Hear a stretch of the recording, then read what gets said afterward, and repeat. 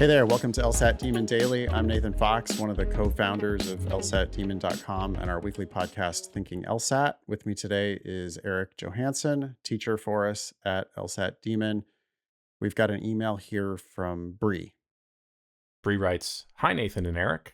I listened to a recent episode you had on bad grades and was looking for a bit of assistance for my specific circumstances. I have an abysmal GPA of 3.11 and I'm currently scoring in the mid 160s in practiced LSATs with a goal of 170s. For background, at the very beginning of college, I went through two extraordinarily traumatizing events and was dealing with PTSD long before I recognized what it was. Though I was failing, I used school as a way to escape the stresses of my situation. It took me 4 years to remove myself, and after that, I excelled. My last semester, I earned a 3.96 GPA, taking 17 credits, and I made the dean's list while simultaneously running my own business. Following this, I began a semi-successful freelance writing career where my research and white paper writing was employed by very notable clients. I graduated last spring and intended on applying for law school this fall. I have no intention of using my situation to make excuses for my lapse in judgment when it came to school. How can I craft an application and possible addendum to reflect my capabilities without making it seem as though I'm trying to excuse away the first 4 years of my grades? Thanks again, Bree." I would just talk about the good stuff. Just don't even talk about the bad stuff. Talk about that last semester.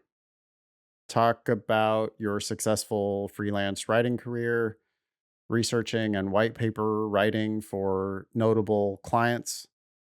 Talk about there's some more stuff in here too about HR position that you had later. That's going to be on your resume. You should focus on that stuff on your personal statement. And you should probably write an addendum to your application. Don't even mention grades on your personal statement, but you should probably write an addendum that is just one or two sentences. Don't talk about PTSD. Don't talk about traumatic experiences. Don't talk about irresponsibility. None of that. Instead, just say, my last semester, I earned a 3.96 GPA, taking 17 credits, and I made the dean's list while simultaneously running my own business, period. And see if you can get them to potentially anchor on that instead of the 3.11.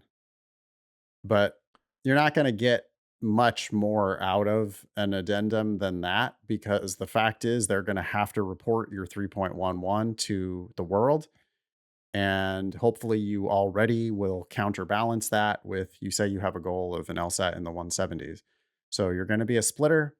Your high LSAT hopefully will counterbalance your poor grades. And I would just keep your personal statement totally positive, focusing on the good stuff, and a short addendum that also focuses on the good stuff. Just don't even touch the bad stuff. What do you think?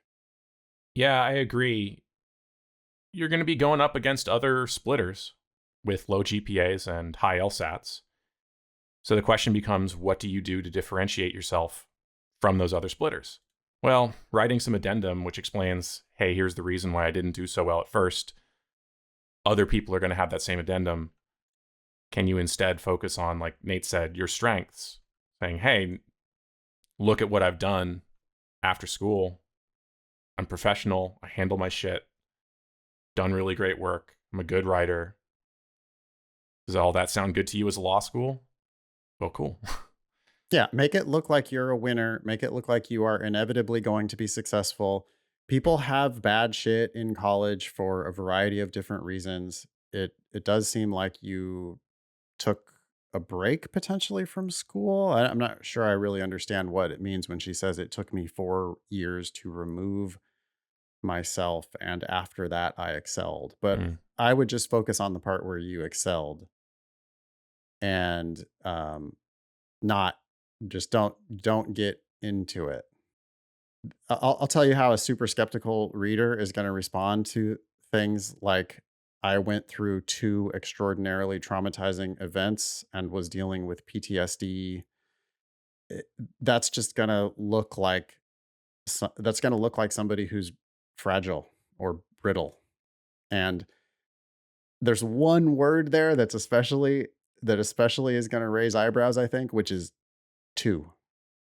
It wasn't an extraordinarily traumatizing event. It was two extraordinarily traumatizing events. I'm just going to tell you that there is going to be somebody out there who is skeptical, who sees that and goes, this looks like a person who has dramatic things happening to them. I think the thing that I really want to get across, though, is that you can just talk about one of them and you don't need both of them. Both of them is not better. It's worse. You're doing subtraction by addition there.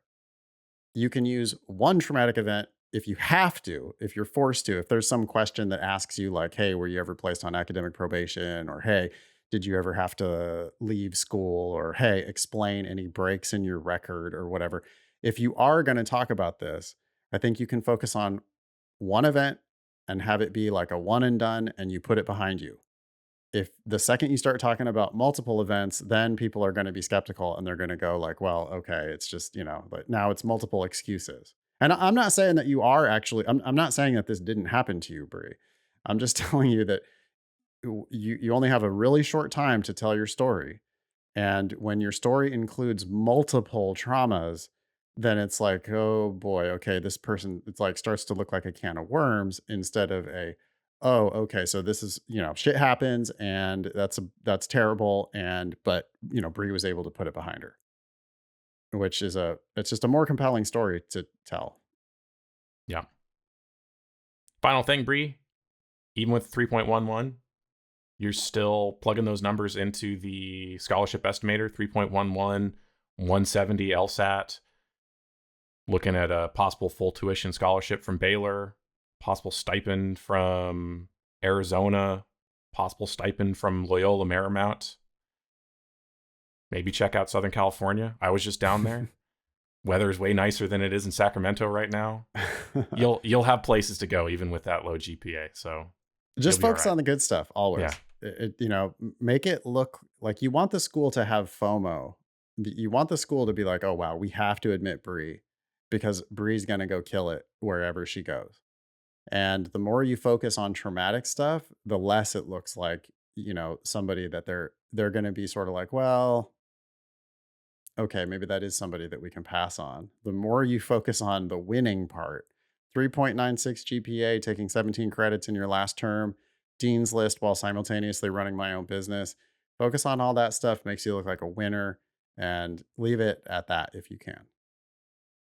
Great. Thank you, Bree. Email daily@lsatdemon.com if you'd like to ask us a question or share some LSAT or law school admissions news. Thanks for listening.